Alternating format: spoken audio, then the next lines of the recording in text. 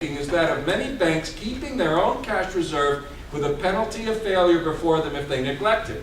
I've shown that our system is that of a single bank keeping the whole reserve under no effectual penalty of failure, that's the central bank, and yet I propose to retain that system and only attempt to mend and palliate it. I can only reply that I propose to retain this system because I'm quite sure that it is of no manner of use proposing to alter it. You might as well or better try to alter the English monarchy and substitute a republic as to alter the present constitution of the English money market founded on the Bank of England, and substitute for a system in which each bank shall keep its own reserve. There is no force to be found adequate to so vast a reconstruction and so vast a destruction, and therefore it is useless in proposing them. That's too bad, right? I mean, really, wouldn't we be better off if Bagehot just said, look, I know you're all going to say this is impossible, but for the record, you should get rid of the Bank of England and forget all this lender of last resort nonsense, because it's really not a very good solution, and you're still going to have trouble. And don't we know that, right? Don't we know that this has not worked? Central banks cannot be tamed. It's easier to tame a lion, get your newspaper, than to tame a central bank to manage the money supply responsibly. Even the lender of last resort doctrine itself, of course, has now been systematically abused by central banks to keep propping up financially insolvent firms, something Bagehot never would have countenanced, and for the right reasons, that it creates a terrible moral hazard problem, which means it only gets worse. Now, some people, when I talk this way, say, oh, you think that central banking systems are always unstable, but systems without central banks are fine. Well, what do you say about America? Well, what I say about America is that it didn't have a good banking system before the Fed, but I never said that. A political scientist. But the truth is rather that even before the Civil War, banking was highly regulated. The further you got from New England, the more prohibition prevailed, as you can see here. And here are lots of monopolies. This is around 1835. There are plenty of banks in New England, but one thing that's common to almost all these systems, they can't branch, and they have regulations of other kinds imposed on them. Now, something happens in 1837 that leads to vast confusion and fuels myths. A number of states, starting with Michigan and New York, passed laws that were called free banking laws. Please understand, this is not free banking in the Scottish sense. What these laws did was to allow banks to be started without a special act of the legislature for each bank that would be established, but through something analogous to general incorporation laws. But the banks that were established under these so-called free banking systems were subject to very, very strict regulations in every case. In particular, none of them could branch, which is very detrimental for a number of reasons, and they could only issue notes if they backed them 100% or more with specified collateral or bonds that had to be deposited with the state banking authority in advance. Here's a public choice question for you that's a clue.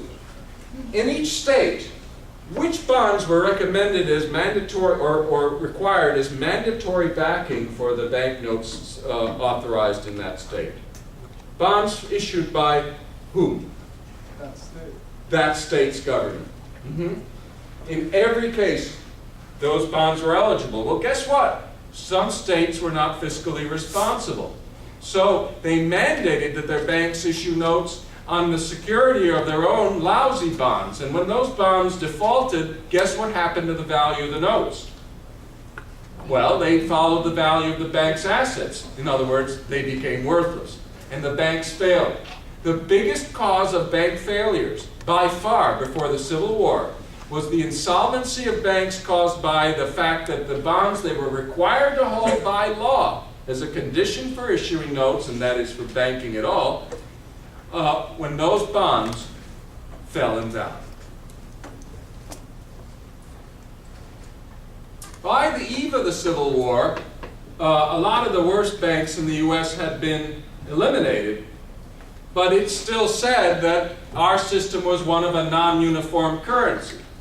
And that is true. That was one of the costs of the lack of branch banking. Without branch banks, banknotes had a tendency to lose value when they moved away from the place where they were issued because it was costly to get them back and to redeem them in gold. And yet, the extent of the non-uniformity of the US currency system before the Civil War is much exaggerated.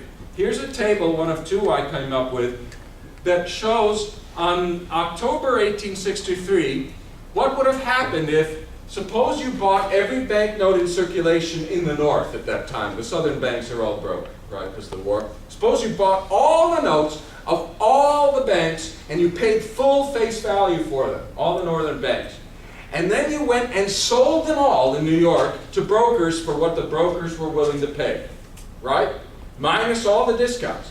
And let's suppose if the brokers posted a price, if they said that the value of a note was uncertain or didn't list a price for it, let's suppose it was worth nothing. You got nothing for it. They wouldn't take it, right? What percentage would you lose on the face value of those notes? What would you have lost? Anyone want to guess? 20%? 50%? Take a guess. 60%? 70. 80? Less than 1%. Less than 1% would have been your total loss, which is roughly the commission merchants pay today on credit card transactions. So the currency was not good, even though we didn't have free banking, we didn't have branching, we had a lot of stupid regulations, but actually the system wasn't that bad. By the eve of the Civil War, right, when all those lousy free banks, they had all pretty much failed by then, right? Nevertheless, during the war, we set up the national banking system. The rationale offered at the time was we need to get rid of the non-uniform state banknotes. As you can see, that's a lie, because they weren't that non-uniform. The real purpose, of course, was fiscal, to have a way to pay for the war. State banks actually were taxed out of the note issue business. A prohibitive tax made it impossible for them to ever issue notes again for a profit. So they withdrew all their notes. National banks were newly created banks, and they would have the right to issue notes, but those notes had to be backed more than 100% by which bonds, would you like to guess? Bonds from what? The Confederacy? For federal government. What do you know? That is exactly the bonds that they were allowed to back their notes with. Why? So the government could sell more bonds, of course, to pay for the war. Now, here's an interesting twist. In the case of the free banking systems, a lot of them went belly up because the bonds turned into junk. In the case of the national banking system, it turns into a disaster for quite the opposite reason. The bonds start to be too good. After the Civil War, you see, the federal government runs surplus year after year after year, as a fiscal surplus. What do you do with a fiscal surplus? You retire your debt. What happens as you're retiring your debt? Fewer of your bonds are outstanding. Well, national banks needed these bonds to back their currency, and those bonds were getting very expensive. Yes, sir? What years were those years of surplus? What's that? What years were the years of surplus? Oh, from roughly, I think it starts in late 1860s, and that goes on for about 20 years. How are they running a surplus in a country that's half destroyed? Well, you know, they had imposed a lot of new taxes, and now their expenditures weren't that high, and they did it. Okay. The recovery was mostly a private matter, right? It wasn't financed by the government. There were some efforts in the South, but, well, it's best not to go into them. Oh, let me go back. Now, okay, so they're running a surplus. By the way, if the government retired all its bonds, what would the equilibrium currency supply in the country be under this arrangement? What would the total maximum sustainable amount of currency, paper currency, be? Forget greenbacks. I mean the currency of the national banknotes. National banks. Anyone? Now, if you've been following along, you should know. Zero. You needed bonds to back your notes. If there were no bonds outstanding, you couldn't have any notes. Now, the currency supply never went to zero, but as we'll see, it goes pretty low. And the economy is trying to grow, right? This period of rapid economic growth. In Canada, they had a system very much like Scotland's at this time. In other words, they had something like free banking, with many banks issuing notes, no special backing required, and branches throughout the country.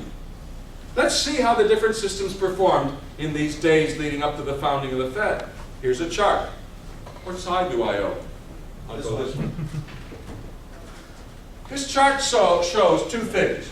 This first, the circulation of the national banks in millions, in thousands. They had about 350 million of notes outstanding in 1880. As the government continued to retire its debt, it got more and more expensive.